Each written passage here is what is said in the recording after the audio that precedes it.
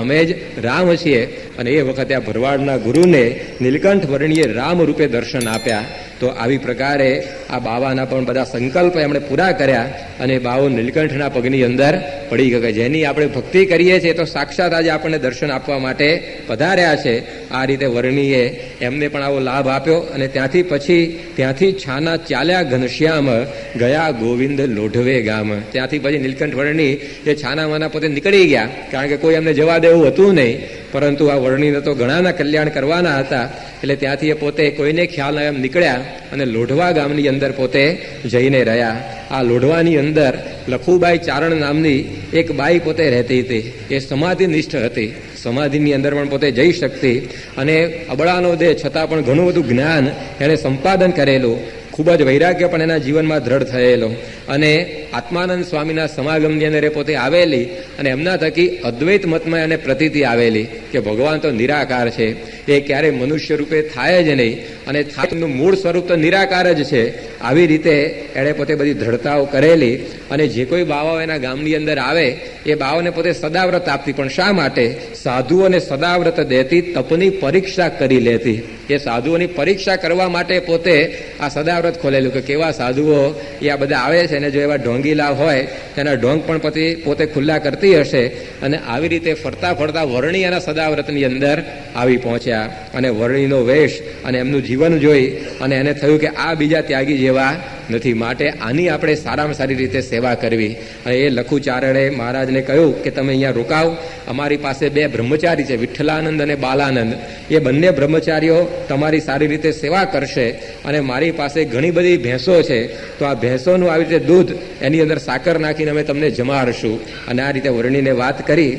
વર્ણી ઘણો ભાવ ભાળી અવિનાશ, 3 માસ રહ્યા ત્યાં નિવાસ. 3 મહિના સુધી આ લખુચારણના ઘેર એ શ્રીજી મહારાજ પોતે રહ્યા. અને 3 મહિના સુધી ઘણી બધી સેવા આ લખુચારણે બધી મહારાજની કરી. રોજ મહારાજને આવી રીતે દૂધ ને દહીં ને બધું જમાડતી. ત્યારે એની આવી સેવાથી પ્રસન્ન થઈ. અને પછી નીલકંઠ વર્ણી એમને કહ્યું કે તે આટલી બધી મારી સેવા કરી છે, હવે હું પણ તારી સેવાથી પ્રસન્ન થયો છું, અને તારે જે કંઈ ઈચ્છા હોય એ તું માગ, હું તને એ આપી દઈશ. ત્યારે કહે બાઈ સુણો તપધામ, મારો પુત્ર જે છે વીરો નામ, સૂત તે અને ભેંસો છે જેહ, સદાકાળ સુખી રહે તેહ. કે મારો વીરો દીકરો, મારી આ ભેંસો અને મારી આ જે વાડીને બધું છે ને કાયમ આવી રીતે રહે એવું તમે મને કરી આપો. મહારાજે કહ્યું તું આ બધી જ્ઞાનની વાતો કરે છે, ત્યાં જ્ઞાનમાં એવું નથી આવતું કે આ જગત નાશવંત છે, અને આ કે જ્ઞાનની તો બહુ આવી રીતે વાતો કરતી હતી તું મારી આગળ. અને વર્ણીએ કહ્યું કે આમાંથી કાંઈ બધું કાયમ રહેવાનું નથી. હું આવ્યો છું 49 વર્ષે જતો રહેવાનો છું, કે આ પૃથ્વી પર કાંઈ અમર રહેતું નથી, માટે કે તું આ બધી ઈચ્છાઓ એ મૂકી દે. ત્યારે વળી પાછી એણે આ વાત કરી. લખુબાઈ વળી એમ કહે, આ અખંડ સદાવ્રત રહે એ જ માગું છું હું વરદાન, આપો એટલું કરુણા નિધાન. સુણી બોલ્યા ત્યારે શ્રી હરિ, નાશવંત માગ્યું તમે ફરી. કે તમે આ જે સદાવ્રતની વાત કરી એ પણ વળી પાછું નાશવંત જ માગ્યું. તમને આવી રીતે માગતા આવડતું નથી. માગો એવું જે નાશ ન થાય, રહે અક્ષય કાળ સદાય. એવું તું કંઈક માગ કે જે તને પાસેથી કાયમ જાય નહીં.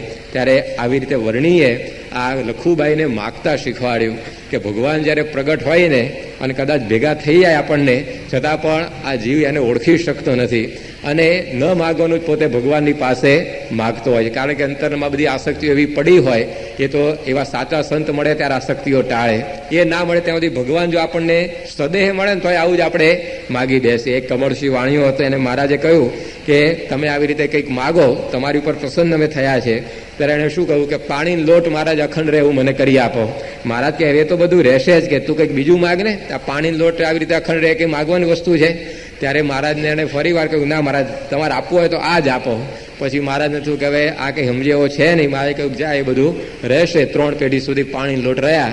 પરંતુ જો આ ભગવાન સામેથી કહે પણ અંતરની બધી આસક્તિઓ હોય ત્યાં સુધી આપણાથી એ સાચું માગી શકાતું નથી. સંતની જરૂર અહીંયા આપણને દેખાય કે એવા સંત જો આપણને મળ્યા હોય ને અને એ પછી આપણને આ સ્વભાવથી મુક્ત કરી દે, અને પછી જ્યારે ભગવાન કહે કે હવે તમે કંઈક માગો, ત્યારે પછી મોઢામાંથી શબ્દો નીકળે કે તમારી મૂર્તિ વિના મારા નાથ બીજું મને આપશો માગ. તમારી મૂર્તિ સાહેબ હવે કાંઈ જોઈતું નથી. પણ એ જ્યાં સુધી આવા સંત ના મળ્યા હોય સ્વામી જેવા, ત્યાં સુધી કદાચ ભગવાન આમે આવીને ઉભા રહે ને તો એ માગતા આવડે નહીં. ભાગવતની અંદર 2 બાળકોના આખ્યાનની વાત આવે છે. એક આખ્યાન છે ધ્રુવજીનું અને બીજું છે પ્રહલાદજીનું. આ બંને બાળપણની અંદર ભગવાનનો સાક્ષાત્કાર કર્યો. કહેતા કે ભગવાન એમને દર્શન આપવા માટે આવેલા. પરંતુ ધ્રુવજીએ ભગવાન પાસે શું માગ્યું કે મને અચળ પદવી આપો, કે ક્યારે મારી પદવી નાશ થાય નહીં. ભગવાન તો તથાસ્તુ કહીને જતા રહ્યા. પણ પછી એને થયું તસ્માત તાપમ ઉપયવાન, કે અરે કે આ ભગવાન પાસે શું માગી લીધું, અચળ પદવી માગી, પણ આ જ્યારે બ્રહ્માંડોનો પ્રલય થશે ત્યારે મારી અચળ પદવી પણ ક્યાં રહેવાની છે. પરંતુ અંતરમાં પેલી જે રાજ્યની આસક્તિ હતી ને, એની માતાના વેણથી નીકળી ગયેલો, એને સિંહાસન ઉપર બેસવા ના મળ્યું, એટલે પદે વનમાં તપ કરવા ચાલ્યો ગયેલો. તો માગવાનું જ્યારે થયું ત્યારે ભગવાન પાસે પણ એ જ માગી બેઠો. પરંતુ પ્રહલાદને નારદજીનો સમાગમ હતો. એ જ્યારે પ્રહલાદજી એની માતા કયાદુના ઉદરમાં હતા ત્યારથી એની માતા એ નારદજીની કથા વાર્તા સાંભળતી. અને એ રીતે પ્રહલાદજીને આવા સંતોનો સમાગમ થયો. અને એ વખતે જ્યારે પછી ભગવાને એમને કહ્યું તું કંઈક માગ, ત્યારે એમણે શું માગ્યું કે મારા ઇન્દ્રિયોના જે સમૂહ છે એનાથી તમે મારી રક્ષા કરો, તમારું ધામ મને આપો. ત્યારે સ્વામી બોલ્યા કે પ્રહલાદને માગતા આવડ્યું અને ધ્રુવને માગતા આવડ્યું નહીં. કેમ? તો આ સંતનો સમાગમ એકને થયેલો અને એકને બિચારાને કાચું રહી ગયેલું. તો આવા સંત મળે તો એ આપણને ભગવાન પાસે શું માગવું એ શીખવાડે. બાકી તો અંતરની જેવી આસક્તિઓ એવી જ માગી બેસીએ અને ભગવાનને ફેરો માથે પડે અને આપણે દર્શન થાય માથે પડે, એના જેવો ગાઢ થઈને ઊભો રહે. જેમ પેલા વાળંદ ઉપર ભગવાન પ્રસન્ન થયા અને કહ્યું તું માગ, તું જે માગે તને આપું. ત્યારે વાળંદે હું માગ્યું કે હું સોનાના આસ્ત્રે હજામત કર્યું, મને વરદાન આપો ભગવાન. હવે મૂળ હજામતો કરવાની બાકી જ રહી ને પાછી લોઢાના આસ્ત્રે કરે, સોનાના આસ્ત્રે. પેલા ઓછા કંઈક વધારે વાળ ઉતરવાના હતા. પરંતુ આવું જો અંતરમાં ધનની આસક્તિ હતી તો એ જ માગી બેઠો. પેલો બ્રાહ્મણે ભગવાન પાસે એવું જ માગ્યું કે હું હાથી ઉપર બેસીને ભિક્ષા માગું, એવું ભગવાન મને કરી આપો. પાછી જય રામજી કી કરવાની તો રહી જ ને, પગપાળા ભિક્ષા માગે કે હાથી ઉપર બેસીને માગે. એમાં કે ઓછું સ્ટેટસ વધી જવાનું ભિખારીનું કે આ તો હાથી ઉપર બેસીને માગે છે. પરંતુ આ માનની ઈચ્છા અંતરમાં કે આમ જયારે હાથી ઉપર બેઠા હોય તો વટ પડી જાય. લોકો 5-5 રૂપિયા આપીને કમાટી બાગમાં એમને બેસી આવે છે, તો આપણે વગર મફતે બેસવા મળે તો શું વાંધો છે.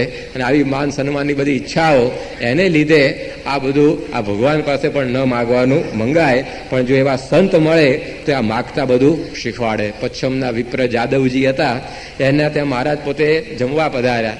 અને પછી મહારાજે એનો સેવા રસોઈ બધું અંગીકાર કર્યું. પછી મહારાજે કહ્યું તારો ભાવ જોઈને બહુ રાજી થયો છું, તું કંઈક માગ.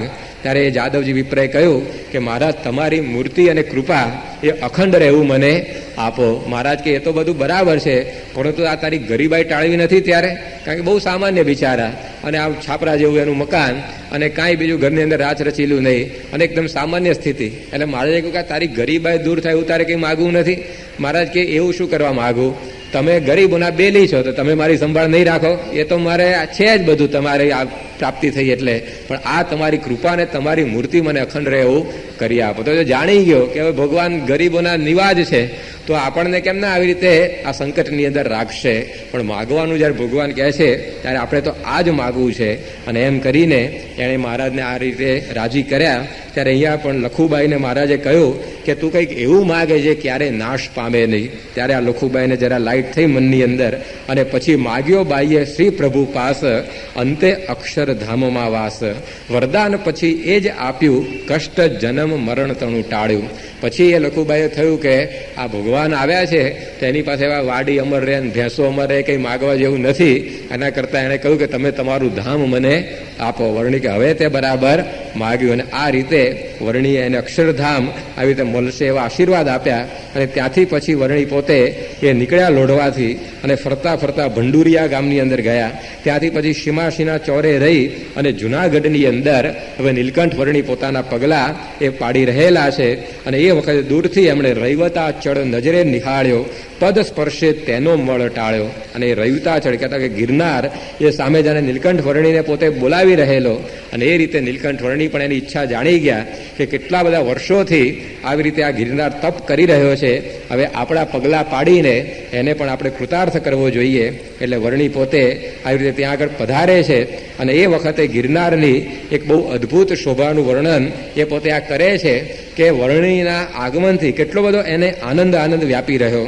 તો જ્યારે હતો શ્રાવણ શુદ્ધ માસ, પ્રભુ પધાર્યા ગિરનાર પાસ, શોભા બની તે અતિશુ વખાણું, અપૂર્વ એ ઉત્તમ જોગ જાણું. કે આ શ્રાવણ મહિનો જ ચાલતો હતો અને એ જ વખતે આ વર્ણી પોતે ગિરનારની પાસે પધાર્યા ત્યારે અપૂર્વ શોભા બની રહી. ગિરી દિશે છે ઘનશ્યામ જેવો, આવ્યો ચડી ત્યાં ઘનશ્યામ એવો, ભલા પધાર્યા ઘનશ્યામ ભૂપ, ત્રણેય વિરાજે ઘનશ્યામ રૂપ.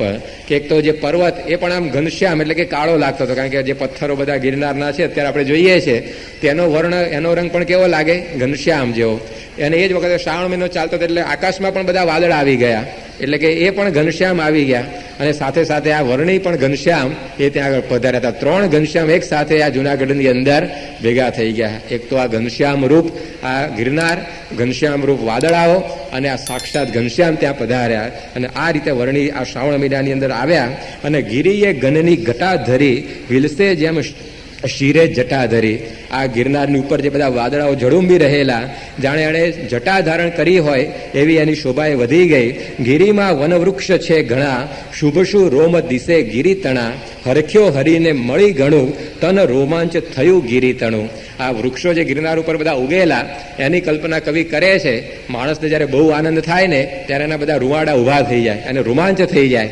અને એવા આનંદના પ્રસંગમાં જ્યારે માણસના રૂવાડા ઊભા થઈ જતા હોય છે, તો એવી જ રીતે આ ગિરનારને પણ વર્ણી હવે એની પાસે આવી રહ્યા છે. એટલે એટલો બધો રોમાંચ થાય છે કે જાણે વૃક્ષો દ્વારા એના બધા રોમ રોમ ખડા ના થઈ ગયા હોય. આવી પ્રકારની આ ગિરનારની અંદર પણ એક આનંદની ભરતી બધી ચઢી છે. જળના ઝરણા ઘણા ઝરે, કવિ તેની શુભ કલ્પના કરે. ગિરી છે અતિશય ઉમંગમાં, ઉપજ્યો સ્વેદ વિશેષ અંગમાં. જ્યારે માણસના બહુ આનંદ આવી જાય અને આમ દોડાદોડ કરવા માંડે ને ત્યારે એના શરીર ઉપર પરસેવાના બધા બિંદુઓ ઉપસી આવતા હોય છે. તો ગિરનાર ઉપર જે કે બધા ઝરણા વહી રહેલા, કવિ કલ્પના કરે છે કે આ એટલો બધો આનંદ આને વ્યાપી ગયો છે કે એના શરીર ઉપર પણ આ બધા પરસેવાના બિંદુઓ એ બધા બાજ્યા છે ને એ બધા આવી રીતે વહી રહ્યા છે. શિખરે ચડી મોર ઉચ્ચરે, સુણી એવી કવિ કલ્પના કરે.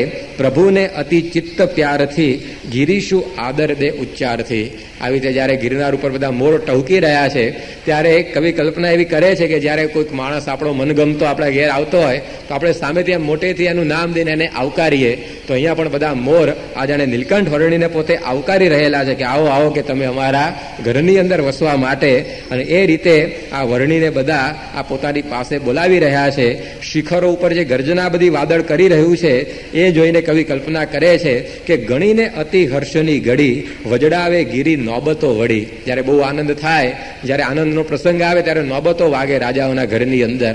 તો આજે આ વર્ણી પણ પોતે આવી રહ્યા છે. આનંદનો પ્રસંગ છે ગિરનાર માટે. એટલે જાણે એણે આ વાદળાઓ દ્વારા નોબતો વગડાવવાનું ચાલુ કર્યું હોય ને એવું આવી રીતે વાતાવરણ બધું લાગે છે. તો આ બધી રીતે આ ગિરનાર પોતે આ નીલકંઠ વર્ણીને અત્યારે અહીંયા વધાવી રહેલો છે. અને આવી પ્રકારે આ ગિરનારનો બધો ભાવ જોઈને વર્ણી પણ પોતે ત્યાં આગળ પધાર્યા. સર્વપ્રથમ એમણે દામોદર કુંડની અંદર સ્નાન કર્યું. ત્યાંથી પછી રેવતી કુંડની અંદર પોતે સ્નાન કરવા માટે પધાર્યા. અને ત્યાર પછી આવી રીતે સ્વચ્છ થઈને દામોદરના મંદિરમાં જઈને વર્ણીએ પોતે ભગવાનના દર્શન કર્યા. ત્યારે ત્યાંનો જે પૂજારી હતો એ આવી રીતે નીલકંઠને દર્શન માત્રથી આવી રીતે કોઈક મહાજોગી જેવા સમજી બેઠો. અને એણે થયું કે આ સાક્ષાત ભગવાન આપણી ભક્તિથી પ્રસન્ન થઈ અને આપણને દર્શન આપવા માટે પધાર્યા છે. અને એ વખતે એમણે વર્ણીનો આદર સત્કાર કર્યો. ત્યારે વર્ણીને એમણે કહ્યું કે તમે અહીંયા અમારા આશ્રમમાં રોકાઓ. ઘણા ત્યારે વર્ણી પોતે કહે છે કે આજે તો એવી ઈચ્છા છે મનમાં, વસવું નિશાએ જઈ વનમાં. કે આજે તો મને એવી ઈચ્છા થાય છે કે રાત્રે મારે વનની અંદર જ રહેવું છે. ત્યારે પૂજારી કહે પ્રભુ પાસ, વનમાં છે બહુ વાઘનો ત્રાસ. વર્ણીને આ પૂજારી કહે છે કે ત્યાં તો બધા બહુ વાઘ આવે છે, માટે તમે અહીંયા રોકાઓ. વળી કેટલાય બધા એવા અઘોરી બાવાઓ પણ ફરે છે કે માણસને પણ આખા નાખા ખાઈ જાય છે, માટે તમે કે રાત્રે ત્યાં આગળ જતા નહીં. ત્યારે બોલ્યા વિશ્વ આધાર, કોઈ અમને નથી હણનાર. ત્યારે વર્ણી કહે છે કે અમને તો કોઈ મારનારા દુનિયાની અંદર હજી સુધી થયા નથી. અને એમ કહીને પશ્ચિમ દિશાની અંદર એક નાનકડી દેરી હતી, એની બહાર ઓસરીમાં નીલકંઠ વર્ણી પોતે રાત્રે જઈને સૂતા. અને એ વખતે અડધી જ્યાં રાત વીતી ત્યાં ભયંકર વાઘ એ પોતે ફૂટકાર કરતો કરતો આ વર્ણીની પોતે આવ્યો પાસે. અને ત્યાં આગળ આખી રાત એ નીલકંઠ વર્ણીની સામે જોતો જોતો બેસી રહ્યો. આખી રાત સુધી એ પોતે ત્યાં આગળ બેસી રહ્યો. અને સવારે જ્યારે વર્ણી સ્નાન કરવા માટે ઉઠ્યા ત્યારે વળી પાછું ઝાડીમાં અલોપ થઈ ગયો. અને આવો ચમત્કાર પેલા દામોદર મંદિરના પૂજારીએ જોયો અને સીધો જ આવ્યો અને પ્રભુ પદ જઈ કીધો પ્રણામ, તેડી ગયા દામોદર ધામ. એ પોતે વર્ણીના પગની અંદર પડી ગયો, વળી પોતાના મંદિરની અંદર પાસે એમને લઈ ગયો. અને એ વખતે એની ઘણી બધી સેવા આવી રીતે 3 રાત અને દિવસ સુધી વર્ણીની એ પોતે કરે છે. અને એનો ભાવ જોઈને દામોદર સ્વરૂપે નીલકંઠ વર્ણી એને દર્શન આપ્યા અને એને થયું કે મારી ભક્તિ આજે સફળ થઈ. જે દામોદરની હું સેવા અત્યાર સુધી કરતો હતો એ જ દામોદર આજે મારા મંદિરની અંદર પ્રગટ પધાર્યા. અને આવી રીતે એ મંદિરના પૂજારીને પણ લાભ આપી અને ત્યાં ચડાવની વાવ નામની એક જગ્યા છે ત્યાં આગળ મહારાજ પોતે પધાર્યા. અને ત્યાંથી પછી એમણે ગિરનાર ઉપર આવી રીતે પોતાની દ્રષ્ટિ ઠેરાવી અને ત્યાં આગળ પણ આ વર્ણીએ જે કોઈ બધા મુમુક્ષો આવ્યા એને ઘણો બધો લાભ આપ્યો. ત્યાંથી પછી ગોધાવાવ નામની જગ્યા એ જૂનાગઢની અંદર છે. ત્યાં આગળ ધર્મદાસ નામના એક કોઈક મહાત્મા હશે પોતે બ્રહ્મભોજન કરાવતા હતા બધાને. ત્યાં આગળ વર્ણી પણ પોતે જમવા માટે ગયા પરંતુ ત્યાં કંઈ અન્ન મળ્યું નહીં એમને અને એટલે ત્યાંથી હાટકેશ્વર મહાદેવની અંદર એ વર્ણી પોતે પધાર્યા. અને ત્યાં આગળ બધા નાગરો દર્શન કરવા માટે આવતા અને એમાંના કોઈ બુદ્ધિશાળી નાગરે આ વર્ણીને ઘણા બધા પ્રશ્નો પૂછ્યા. 10 પ્રશ્નો પૂછ્યા, એના 2 જ લીટીમાં ઉત્તર આપી દીધા વર્ણીએ. અને આ જોઈને એને થયું કે આ બહુ ચમત્કારી વિદ્વાન વર્ણી છે અને એ પણ વર્ણીના પગની અંદર ઝૂકી પડ્યો. અને ત્યાંથી પછી ફરતા ફરતા એ નીલકંઠ વર્ણી પોતે હવે આગળ એ પોતાનું વિચરણ કરે છે. ત્યાં આગળ હાટકેશ્વરની અંદર એ રાત રોકાયા અને ત્યાંથી પછી ભૂતનાથની અંદર એ નીલકંઠ વર્ણી પધાર્યા. ત્યાં આગળ શિવજીને એમણે દર્શન કર્યા. ખેંગાર વાવની અંદર એમણે પાણી પીધું અને ત્યાંથી પછી ફરતા ફરતા વંથળી ગામની અંદર પધાર્યા. આ વંથળી ગામની અંદર સૂર્યકુંડ છે. એ સૂર્યકુંડની અંદર વર્ણી પોતે નાહ્યા. ત્યાં આગળ સદાવ્રત મળતું હતું, એ સદાવ્રત લઈ અને પોતે રાત ત્યાં આગળ રોકાયા. અને ત્યાંથી પછી પીપલાણાની અંદર એ પોતે પધાર્યા. આ પીપલાણાની અંદર નરસિંહ મહેતા નામના એક ઉંદેવાળ બ્રાહ્મણ પોતે રહેતા હતા. એ પોતાના ઘરની અંદર સવારના પોરમાં શાલિગ્રામથી પૂજા કરતા હતા. એમને નવડાવતા ધોવડાવતા હશે અને એ વખતે આ વર્ણી પોતે ત્યાં જઈ પહોંચ્યા અને એમના ઘર આગળ જઈ અને એમણે ભિક્ષા માટે આવી રીતે આહલેખ લગાવી. ત્યારે આ નરસિંહ મહેતાનો દીકરો હતો કલ્યાણજી, એ પોતે આ ત્યાં બહાર આવ્યો અને એણે કહ્યું કે અત્યારે તો ઘરમાં કંઈ રસોઈ નથી, તમે થોડીક વાર બેસો તો હું તમને જે કંઈ જોઈતું હોય એ બધી રસોઈ બનાવી આપું. ત્યારે મહારાજ કહે છે કે અમારે તો ઘણી બધી ઉતાવળ છે અને ઘણા હજી તો તીર્થ કરવાના છે એટલે રસોઈ માટે કંઈક ખોટી થવાય તેવું નથી. ત્યારે પેલો વિપ્રનો પુત્ર એ પોતે કહે છે કે તમે આવી રીતે જલ્દીથી જવાની વાત કરો છો તો પણ મારું જે ધાન અને દૂધ એટલું તો તમે અંગીકાર કરીને જ જાઓ. અને એ વખતે વર્ણીને જુવારનું ધાન અને દૂધ આપવા માટે જ્યારે કલ્યાણજીએ રોક્યા એ સમયની અંદર ચમત્કાર એક એવો થયો કે ત્યાં આગળ જે પેલા નરસિંહ મહેતા અંદર રૂમની અંદર શાલિગ્રામને પૂજા કરીને આવી રીતે બધા પ્રસન્ન કરતા હતા એ જ વખતે એ શાલિગ્રામની મૂર્તિમાંથી તેજ નીકળ્યું અને તેજ બધું આ વર્ણીની મૂર્તિમાં સમાઈ ગયું. એને આશ્ચર્ય થયું કે અત્યાર સુધી આ મૂર્તિમાંથી કોઈ દિવસ તેજ નીકળ્યું નથી અને આવ્યું ક્યાંથી. એ તરત આમ બહાર જઈને જોવા માંડ્યા. ત્યાં તો વર્ણી તો પોતે નીકળી ગયેલા. એમણે એના દીકરાને પૂછ્યું કે અહીંયા કોઈ આવેલું હમણાં? કે હા, કે એક વર્ણી આવેલા, હું આ રસોઈની વ્યવસ્થા કરવા ગયો એમાં તે પોતે નીકળી ગયા. એને થયું કે નક્કી આ જે મૂર્તિનું તેજ એ આ વર્ણીનું જ તેજ હોવું જોઈએ. અને એમણે કહ્યું કે આપણે એમને પાછા બોલાવી જ લાવવા પડશે આપણા ઘેર. અને વળી એ 2 જણા દોડ્યા અને નીલકંઠ વર્ણીને એમણે પકડી પાડ્યા અને પછી વર્ણીને પોતાના ઘેરે પોતે લઈ આવ્યા. વર્ણી પણ જાણતા છે કે આગળ જતા આ મારા ઉત્તમ ભક્ત થવાના છે એટલે એમનો ભાવ જોઈને વળી પાછા વર્ણી એમના ત્યાં આગળ આવ્યા અને એમણે કહ્યું કે વાર ના લગાડો, જે જલ્દી હોય મને આપો જમવા માટે. એટલે એ વખતે દૂધ અને જુવારનું ધાન આ વર્ણીને આપ્યું. વર્ણી પોતે જ્યારે જમતા હતા ત્યાં જ એ વર્ણીના ચતુર્ભુજ રૂપે દર્શન આવી રીતે આ નરસિંહ મહેતાને થયા અને એને થયું કે ઓહો, કે આ મારા ભાગ્ય આજે ખુલી ગયા. જે ભગવાનની આપણે પૂજા કરતા હતા, મૂર્તિ પૂજતા હતા, એ જ ભગવાન આજે આ વર્ણી સ્વરૂપે આપણા ઘરની અંદર આ દૂધ અને જુવારનું ધાન એ જમી રહેલા છે. તો ત્યાં પણ આવા ચતુર્ભુજ રૂપે દર્શન આ વર્ણીએ નરસિંહ મહેતાને આપ્યા. અને એ નરસિંહ મહેતાને લાગ્યું કે મને જે આકાશવાણીમાં સંભળાયેલું એ વાત આજે સત્ય ઠરી. જ્યારે આ પોતે ભગવાન ગોતવા નીકળેલા નરસિંહ મહેતા એમની નાની ઉંમરમાં, પરંતુ ક્યાંય ભગવાન મળે એવું લાગ્યું નહીં એટલે પોતાનું જીવતર ટૂંકાવી દેવાનો વિચાર કરતા હતા. એ વખતે આકાશવાણી થઈ કે તું આવી રીતે તું મરી ના જઈશ, આપઘાત કરીશ નહીં, તને પ્રત્યક્ષ ભગવાનનો યોગ થશે. અને એ પછી પોતાના ઘેર પાછા આવેલા. એ આકાશવાણી એમને લાગ્યું કે આજે બધી સત્ય થઈ રહી છે, આજે આ વર્ણી દ્વારા સાક્ષાત ભગવાનનો યોગ એ આપણને પ્રાપ્ત થયો છે. તો આ રીતે આ વર્ણી એમને ચતુર્ભુજ રૂપે દર્શન આપ્યા અને ત્યાંથી પછી વર્ણી પોતે નીકળ્યા પીપળાણાથી અને ફરતા ફરતા આખા ગામની અંદર આવ્યા. આ 2 બાજુમાં જ ગામ આવેલા છે. આખા એ ગામનું નામ છે. આખા ગામમાં આવ્યા એટલે સંપૂર્ણ ગામ નહીં સમજતા, પણ આખા નામનું એક ગામ છે. તો આખાની અંદર એ પોતે પધાર્યા અને ત્યાં પણ એમણે પુરુષોત્તમ સ્વરૂપે લોકોને પોતાનું દર્શન કરાવ્યું. બ્રહ્માંડોના જે ધણીઓ બ્રહ્મા, વિષ્ણુ, મહેશ, આ બધા અને 10 અવતારો એ વર્ણીની મૂર્તિમાંથી પ્રગટ થયા અને વળી પાછે મૂર્તિની અંદર લીન થઈ ગયા. આવી પ્રકારનો ચમત્કાર એ વર્ણીએ પોતે આ આખા ગામની અંદર બતાવ્યો. અને ત્યાંથી પછી ફરતા ફરતા એ વર્ણી મઢડા ગામની અંદર પધારે છે. આ મઢડા ગામની અંદર એક જેઠો મેર નામનો મુમુક્ષુ રહેતો હતો. એના ત્યાં નીલકંઠ વર્ણી પોતે રાત રહ્યા અને એની સેવા બધી એમણે અંગીકાર કરી. અને આ જે જેઠો મેર એના ત્યાં શ્રીજી મહારાજ કેમ ગયેલા, તો એનું કારણ એટલું જ આવી રીતે વર્ણીએ પોતે બતાવ્યું કે આ જે જેઠો મેર અને એના પત્ની એ બંને જણા કેટલાય જન્મથી એ નિષ્કામી વર્તમાન પાળતા હતા ભગવાનને મેળવવા માટે. એમણે કંઈક વાંચ્યું હશે કે આવી પ્રકારે નિષ્કામી વર્તમાન જો આપણે દ્રઢ પાડીએ તો ભગવાનનો અખંડ સંબંધ આપણને રહેતો હોય છે. તો કૃત યુગ થકી તે નર નાર ધર્યા ભૂતળ બહુ અવતાર પતિ પત્ની થયા બધે ઠામ વ્રત પાળ્યું સદા નિષ્કામ.